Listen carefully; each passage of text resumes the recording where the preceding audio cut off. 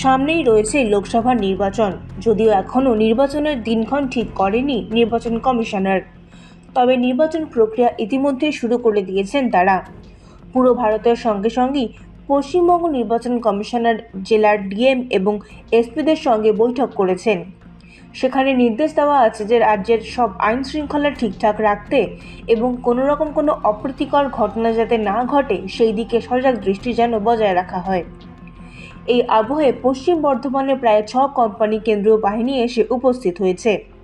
গতকাল থেকে জামুরিয়া, রানীগঞ্জ, বারাবণী সহ একাধিক এলাকায় কেন্দ্রীয় বাহিনী তাদের রুট মার্চ শুরু করেছে।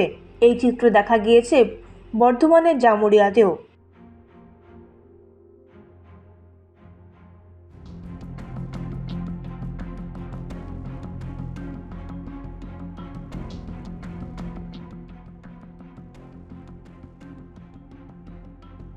জামুরিয়া থেকে নিজস্ব প্রতিনিধির রিপোর্ট, এনএম নিউজ।